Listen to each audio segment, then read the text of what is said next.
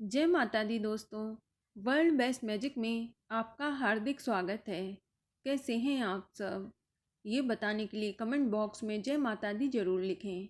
दोस्तों, आज हम इस वीडियो में बात करेंगे कजरी तीज व सातुड़ी तीज की पूजा और व्रत कैसे करना चाहिए, इसकी पूजन सामग्री क्या है, और इसके अलावा हम जानेंगे कजरी तीज की पूजा विधि क्या है, इस दिन आपको क्या भोग लगाना चाहिए। साथ ही हम जानेंगे चंद्रमा को अर्घ्य देने की विधि क्या है। इसके अलावा इस दिन आपको क्या खाना चाहिए और क्या नहीं खाना चाहिए। साथ ही हम आपको बताएंगे कजरी तीज के दिन आपको क्या करना चाहिए और कौन से ऐसे काम हैं जो आपको इस दिन भूल कर भी नहीं करना चाहिए। इसके अलावा कजरी तीज का व्रत आपको किस विधि से खोलना चाहिए और क्या खा के खोलना चाहिए, ये भी बताऊंगी। साथ ही महिलाओं का सवाल होता है कि यदि उनको कजरी तीज के दिन पीरियड आ जाए तो फिर वह कजरी तीज का व्रत और पूजा कैसे करें, इसकी भी जानकारी दूंगी। लेकिन वीडियो स्टार्ट करने से पहले आपसे रिक्वेस्ट है कि अगर अभी तक आपने हमारा YouTube channel world best magic subscribe नहीं किया है तो जल्दी से सब्सक्राइब करके बेल आइकन दबा दें। साथ ही इस वीडियो को लाइक करें और ज़्यादा से ज़्यादा शेयर करें। तो आइए शुरू करते हैं। दोस्तों, कजरी तीज का पर्व भादव मास के कृष्ण पक्ष की तृतीया तिथि को मनाया जाता है। इसे कजली तीज, सातुड़ी तीज या बूढ़ी तीज के नाम से भी जाना जाता है। इस व्रत को सुहागिन स्त्रियों के साथ साथ कुंवारी कन्याएं भी रखती हैं। सुहागिन स्त्रियां जहां पति की लंबी आयु के लिए इस व्रत को रखती हैं, वहीं कुंवारी कन्याएं अच्छा वर पाने के लिए कजरी तीज का व्रत रखती हैं। दोस्तों, कजरी तीज का व्रत सुहागिन स्त्रियों के जीवन में सुख शांति लाता है। इसके साथ ही दाम्पत्य जीवन से जुड़ी परेशानियों को भी दूर करता है। इस दिन विधि पूर्वक पूजा करने से सभी मनोकामनाएं पूर्ण होती हैं। आपको बता दें कि इस दिन भगवान शिव और माता पार्वती जी की पूजा की जाती है। साथ ही इस दिन सत्तू बनाया जाता है और नीमड़ी माता की पूजा की जाती है। चलिए अब हम जानते हैं कजरी तीज की पूजन सामग्री के बारे में। इसमें आपको चाहिए एक छोटा सत्तू का लड्डू, नीम की डाली, रोली, अक्षत, कुमकुम, काजल, मेहंदी, मौली, धूप, दीपक, घी, एक जल कलश, फल। फल में आपको केला, अमरूद, सेब, खीरा, ककड़ी और नींबू। इसके अलावा ओढ़नी, सत्तू, घर पर बनाए गए पकवान और कुछ सिक्के आदि सामग्री की आवश्यकता होती है। चलिए अब हम जानते हैं कजरी तीज व सातुड़ी तीज के दिन क्या करना चाहिए और क्या नहीं। इस व्रत को रखने के क्या नियम हैं? तो आपको बता दें कि कजरी तीज का व्रत निर्जला रखा जाता है, अर्थात इस व्रत में अन्न और जल बिल्कुल भी ग्रहण नहीं किया जाता है। लेकिन गर्भवती महिलाएं इस व्रत में फलाहार कर सकती हैं, वो भी सुबह की पूजा करने के बाद। दोस्तों, इस दिन नीमड़ी माता की पूजा में श्रृंगार की सभी वस्तुएं अर्पित करनी चाहिए।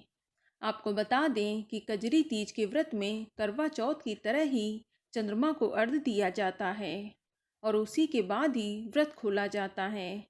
लेकिन किसी कारणवश अगर चंद्रमा दिखाई ना दे तो आप चंद्रमा निकलने का समय टालकर लगभग रात के 11:30 बजे आसमान की ओर देखकर अर्घ्य देकर अपना व्रत खोल सकती हैं। दोस्तों, कजरी तीज के व्रत में गायों की विशेष पूजा होती है।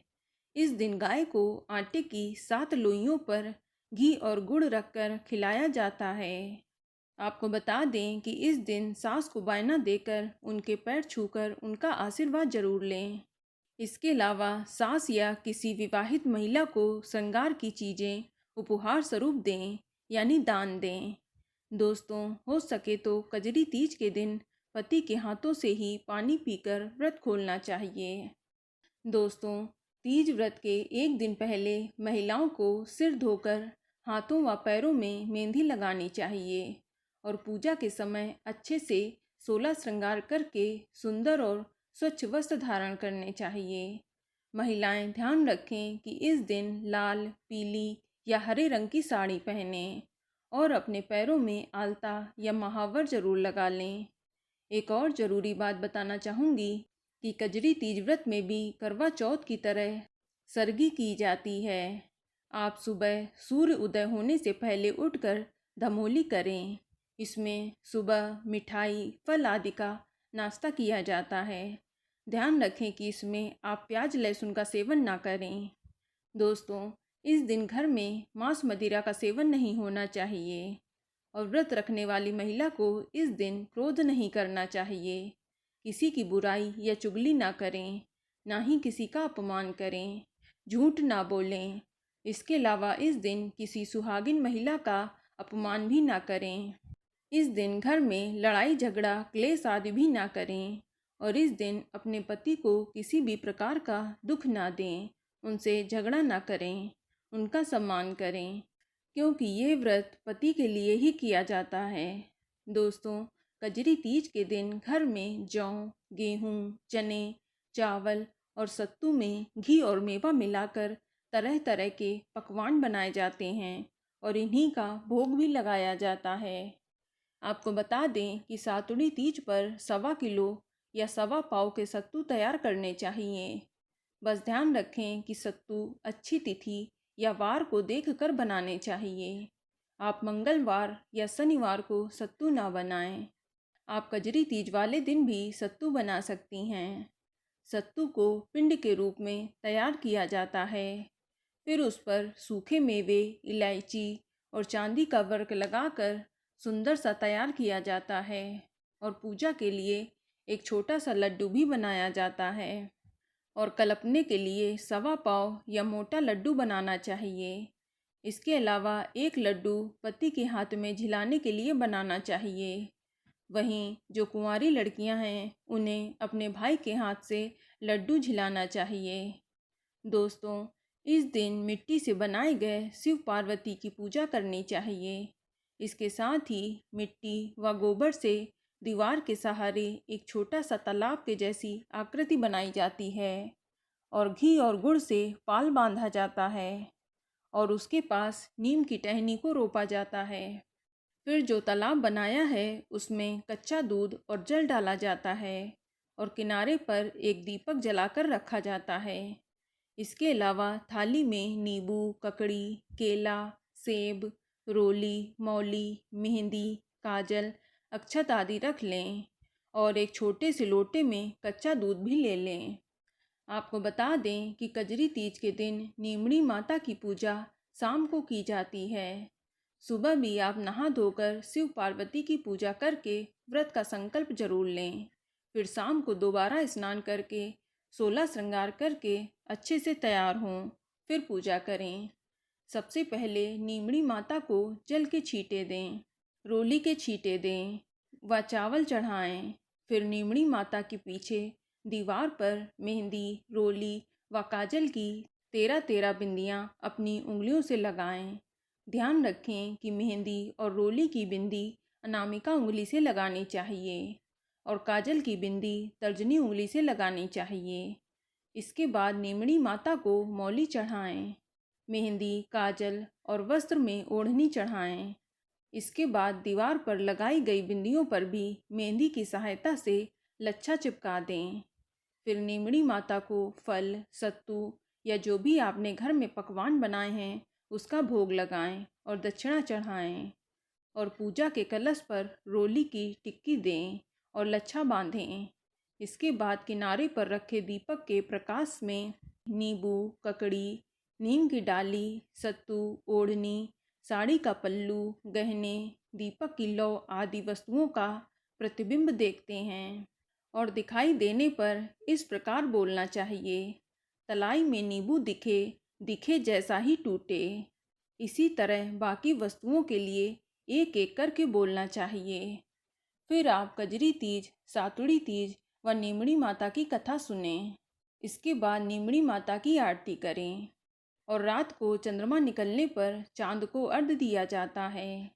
चंद्रमा को जल के छींटे देकर रोली, मौली, अक्षत चढ़ाएं। फिर चंद्रमा को भोग अर्पित करें और आरती करें। इसके बाद चांदी की अंगूठी और गेहूं के दाने हाथ में लेकर जल से अर्घ देना चाहिए।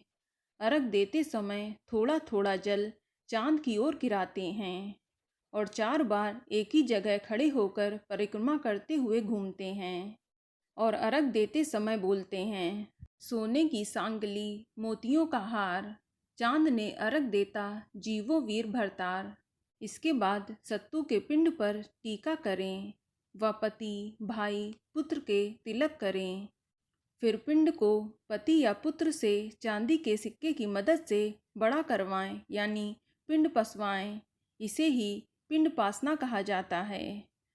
पति पिंड में से 7 छोटे टुकड़े करते हैं आपके खाने के लिए। यदि पति बाहर हो तो सास या ननद से भी पिंड पासना करवा सकती हैं। इसके बाद सत्तू पर साड़ी, रुपए रख कर सास को बायना देकर उनके पैर छूकर उनका आशीर्वाद लें। यदि सास नहीं है या दूर हैं तो ननद व किसी ब्राह्मणी को भी बायना दे सकते हैं। इसके बाद आकड़े के पत्ते पर सत्तू रखकर उसे खाएं और अंत में आकड़े के पत्ते के दोने में 7 बार कच्चा दूध लेकर पिएं। इस तरह 7 बार पानी भी पिएं। दूध पीकर इस प्रकार बोलें, दूध से धाई सुहाग से कोनी धाई। इसी प्रकार पानी पीकर बोलते हैं, पानी से धाई सुहाग से कोनी धाई। सुहाग से कोनी धाई का अर्थ है पति का साथ हमेशा बना रहे। इसके बाद में दोने के 4 टुकड़े करके चारों दिशाओं में फेंक देना चाहिए। ऐसे ही व्रत का पारण किया जाता है। यदि आपके यहाँ इस विधि से व्रत नहीं खोला जाता हो तो सिर्फ आप सत्तू से बनाए हुए व्यंजन खाकर, पानी पीकर अपना व्रत खोल सकती हैं। आपको बता दें कि यदि आप निर्जला व्रत रखने में असमर्थ हैं तो उद्यापन के बाद आप फलाहार, चाय, दूध लेकर भी इस व्रत को कर सकती हैं। चलिए अब जानते हैं कि यदि कोई महिला कजरी तीज के दिन पीरियड से हो जाए तो वह व्रत और पूजा कैसे करे।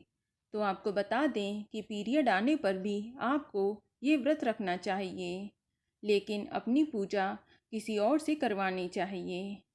आप पूजा के किसी भी सामान को हाथ न लगाएं और ना ही भोग बनाएं। आप अपनी पूजा घर की किसी अन्य महिला या अपने पति से भी करवा सकती हैं। तो दोस्तों, ये जानकारी आपको अच्छी लगी तो कमेंट में जय माता दी ज़रूर लिखें और अगर आपका कोई सवाल हो तो उसे कमेंट बॉक्स में अवश्य पूछ लें।